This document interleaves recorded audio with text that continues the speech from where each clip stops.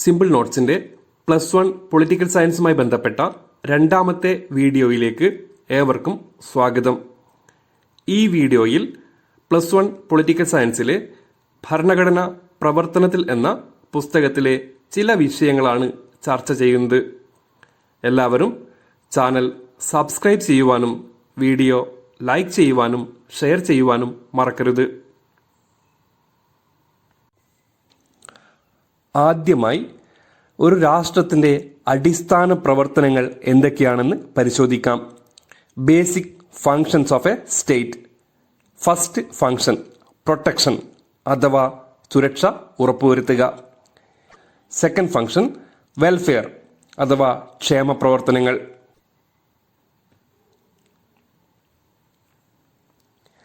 Governments in India. ഇന്ത്യയിലെ ഗവൺമെന്റുകൾ. The functions of the state are performed by the government. നേരത്തെ പറഞ്ഞ രാഷ്ട്രത്തിന്റെ പ്രവർത്തനങ്ങളെല്ലാം നിർവഹിക്കുന്നത് ഗവൺമെന്റ് ആയിരിക്കും. In India there are 2 types of governments, central government and state governments. ഇന്ത്യയിൽ 2 വിധത്തിലുള്ള ഗവൺമെന്റുകളുണ്ട്, കേന്ദ്ര ഗവൺമെന്റും സംസ്ഥാന ഗവൺമെന്റുകളും. Central government is more powerful than the state governments. ഇന്ത്യയിൽ കേന്ദ്ര ഗവൺമെന്റ് സംസ്ഥാന ഗവൺമെന്റുകളെക്കാൾ അധികാരം കൂടുതലുള്ള ഗവൺമെന്റാണ്.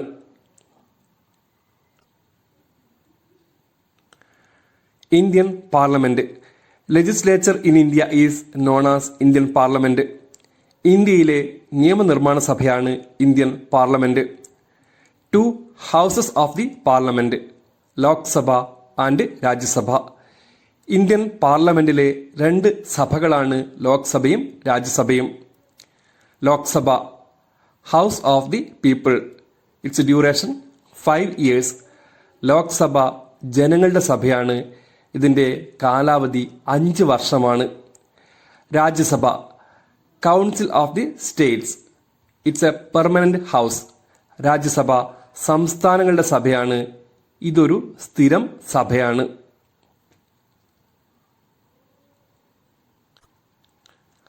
Executive in India. ഇന്ത്യയിലെ കാര്യനിർവഹണ വിഭാഗം. Executive in India includes president, vice president, prime minister, ministers and bureaucrats.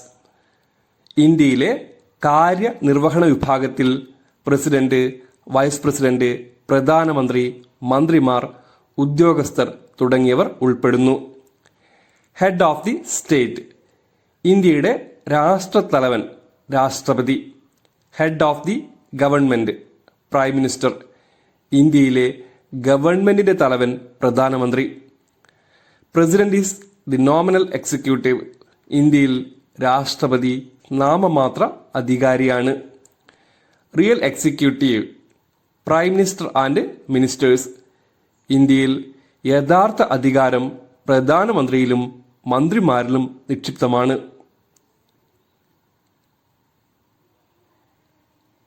Judiciary in India. ഇന്ത്യയിലെ നീതിന്യായ വകുപ്പ്. Guardian of the constitution. ഭരണഘടനയുടെ കാവൽക്കാരനാണ് judiciary. Highest court of appeal in India is the supreme court. ഇന്ത്യയിലെ ഏറ്റവും ഉയർന്ന അപ്പീൽ കോടതിയാണ് supreme കോടതി. It settles disputes between central government and state governments and among state governments. കേന്ദ്ര സംസ്ഥാന തർക്കങ്ങൾ, സംസ്ഥാനങ്ങൾക്കിടയിലുള്ള തർക്കങ്ങൾ പരിഹരിക്കുന്നത് സുപ്രീം കോടതിയാണ്.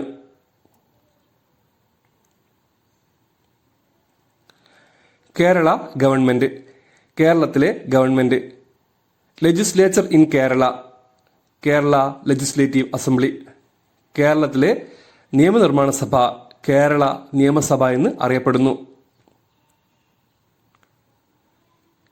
Executive in Kerala.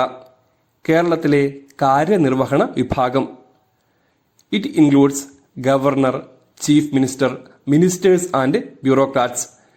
ഗവർണർ, മുഖ്യമന്ത്രി, മന്ത്രിമാർ, ഉദ്യോഗസ്ഥർ തുടങ്ങിയവർ നമ്മുടെ കാര്യനിർവഹണ വിഭാഗത്തിന്റെ ഭാഗമാണ്. Governor is the nominal executive. Governor നാമമാത്ര അധികാരിയാണ്. Real executive chief minister and ministers. യഥാർത്ഥ അധികാരം മുഖ്യമന്ത്രിയിലും മന്ത്രിമാരിലും നിക്ഷിപ്തമാണ്. Judiciary in Kerala. നീതിന്യായ വിഭാഗം. കേരള ഹൈക്കോർട്ട്. കേരള ഹൈക്കോടതി ഇന്ത്യയിലെ ഏകീകൃത ജുഡീഷ്യൽ വ്യവസ്ഥയുടെ ഭാഗമാണ്. കേരളത്തിലെ ഉയർന്ന കോടതിയാണ് ഹൈക്കോടതി. Constitution of India. ഇന്ത്യൻ ഭരണഘടന. Constitution is a document to govern the country. രാജ്യം ഭരിക്കാൻ ഉപയോഗിക്കുന്ന രേഖയാണ് ഭരണഘടന.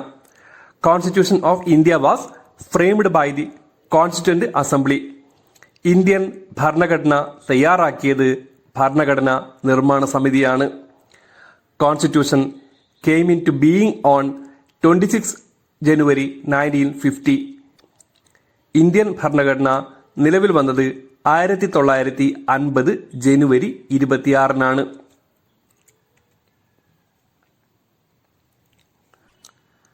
Permanent chairman of constituent assembly doctor Rajendra Prasad. ഭരണഘടന നിർമ്മാണ സമിതിയുടെ സ്ഥിരം അധ്യക്ഷൻ doctor Rajendra Prasad. Drafting committee chairman doctor BR Ambedkar. Objective resolution in the assembly was presented by Jawaharlal Nehru. ഭരണഘടനാ നിർമ്മാണ സമിതിയിൽ ലക്ഷ്യപ്രമേയം അവതരിപ്പിച്ചത് ജവഹർലാൽ നെഹ്റുവാണ്. Some borrowed provisions. മറ്റ് രാജ്യങ്ങളിലെ ഭരണഘടനകളിൽ നിന്ന് കടമെടുത്ത ആശയങ്ങൾ. Fundamental rights from USA. മൗലിക അവകാശങ്ങൾ അമേരിക്കൻ ഭരണഘടനയിൽ നിന്ന് കടമെടുത്തു. Parliamentary system of government from Britain. Parliamentary ഭരണസമ്പ്രദായം ബ്രിട്ടനിൽ നിന്ന് സ്വീകരിച്ചു. Directive principles of state policy from Ireland. നിർദ്ദേശക തത്വങ്ങൾ സ്വീകരിച്ചത് ഐറിഷ് ഭരണഘടനയിൽ നിന്ന്. Quasi federation from Canada. അർദ്ധ ഫെഡറൽ സംവിധാനം സ്വീകരിച്ചത് കാനഡയിൽ നിന്ന്. Fundamental duties from USSR. മൗലിക കടമകൾ സോവിയറ്റ് ഭരണഘടനയിൽ നിന്ന് സ്വീകരിച്ചു. Important articles in fundamental rights. മൗലിക അവകാശങ്ങളിലെ ചില പ്രധാന വകുപ്പുകൾ. Right to education article 21A. വിദ്യാഭ്യാസം മൗലിക അവകാശമാക്കുന്ന വകുപ്പ് 21A വകുപ്പ്. Prevention of child labour article 24. ബാലവേല നിരോധിക്കുന്ന വകുപ്പ് 24 വകുപ്പ്. Abolition of untouchability article 17. അയിത്ത നിർമാർജന വകുപ്പ് 17 വകുപ്പ്. Ambedkar called Article 32 as the heart and soul of the Constitution. Ambedkar ഭരണഘടനയുടെ ഹൃദയവും ആത്മാവും എന്ന് വിശേഷിപ്പിച്ച വകുപ്പാണ് 32 വകുപ്പ്. Directive principles of state policy. നിർദ്ദേശക തത്വങ്ങൾ. These are directives to the central and state governments while they frame laws and policies. കേന്ദ്ര സംസ്ഥാന ഗവൺമെന്റുകൾക്ക് നിയമങ്ങൾ രൂപീകരിക്കുമ്പോൾ പിന്തുടരാവുന്ന ആശയങ്ങൾ. Objective welfare state. ലക്ഷ്യം ജനങ്ങളുടെ ക്ഷേമം. Example right to work, equal pay for equal work, uniform civil code etcetera. ഉദാഹരണം ജോലി ചെയ്യാനുള്ള അവകാശം, തുല്യമായ കൂലിക്കുള്ള അവകാശം, ഏകീകൃത സിവിൽ നിയമം തുടങ്ങിയവ.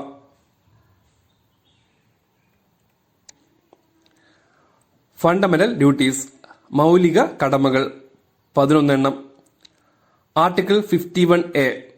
To abide by the constitution and respect its ideals and institutions, the national flag and the national anthem. To cherish and follow the noble ideals which inspired our national freedom struggle.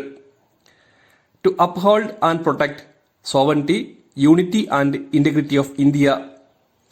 ഭരണഘടന അനുസരിക്കുകയും ആദരിക്കുകയും ചെയ്യുക. ദേശീയ ഗാനത്തെ, ദേശീയ പതാകയെ ബഹുമാനിക്കുക. ഇന്ത്യയുടെ സ്വാതന്ത്ര്യ സമരത്തിന് പ്രചോദനം നൽകിയ മഹത്തായ ആദർശങ്ങളെ പരിപോഷിപ്പിക്കുകയും പിന്തുടരുകയും ചെയ്യുക. ഇന്ത്യയുടെ ഐക്യവും അഖണ്ഡതയും പരമാധികാരവും ഉയർത്തിപ്പിടിക്കുക തുടങ്ങിയവ മൗലിക കടമകൾക്ക് ഉദാഹരണങ്ങളാണ്.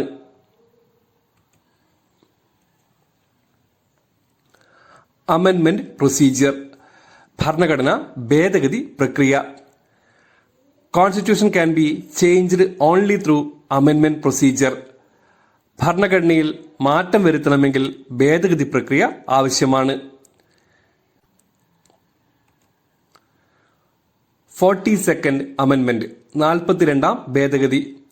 മോസ്റ്റ് കോൺട്രവേഴ്സ്യൽ അമെൻമെന്റ് ഇൻ ദി ഇന്ത്യൻ കോൺസ്റ്റിറ്റ്യൂഷൻ. ഇന്ത്യൻ ഭരണഘടനയിലെ ഏറ്റവും വിവാദകരമായ ഭേദഗതി. Also known as mini constitution. 42ാം ഭേദഗതി മിനി ഭരണഘടന എന്നറിയപ്പെടുന്നു. ഒരുപാട് മാറ്റങ്ങൾ കൊണ്ടുവന്ന ഭേദഗതിയായിരുന്നു 42ാം ഭേദഗതി. 73rd അമെൻമെന്റ്, 73ാം ഭേദഗതി. It deals with Panchayati Raj in India, 3-tier structure. ഇന്ത്യയിലെ ത്രിതല പഞ്ചായത്തി രാജ് സംവിധാനത്തെപ്പറ്റി പറയുന്ന ഭേദഗതിയാണ് 73ാം ഭേദഗതി. ഇതുപ്രകാരം 3 തലങ്ങളിൽ പഞ്ചായത്ത് ഗവൺമെന്റുകളെ വിഭജിച്ചിരിക്കുന്നു. വില്ലേജ് തലങ്ങളിൽ ഗ്രാമപഞ്ചായത്ത്, ബ്ലോക്ക് തലങ്ങളിൽ ബ്ലോക്ക് പഞ്ചായത്ത്, ജില്ലാ തലങ്ങളിൽ ഡിസ്ട്രിക്ട് പഞ്ചായത്ത് അഥവാ ജില്ലാ പഞ്ചായത്ത്.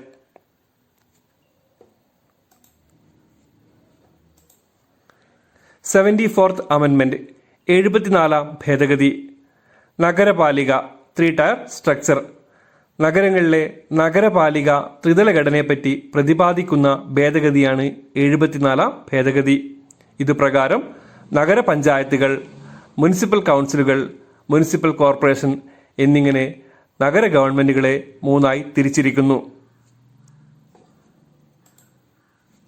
സെക്യുലറിസം അഥവാ മതേതരത്വം. 2 കാഴ്ചപ്പാടുകളുണ്ട്. വെസ്റ്റേൺ കോൺസെപ്റ്റ് അഥവാ പാശ്ചാത്യ സങ്കല്പം. Separation of religion from politics. ഇവിടെ മതവും രാഷ്ട്രവും തമ്മിൽ യാതൊരു ബന്ധവും ഉണ്ടായിരിക്കുകയില്ല.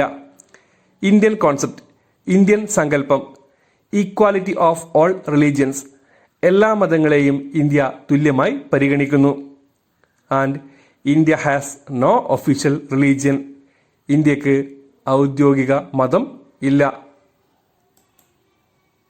നന്ദി.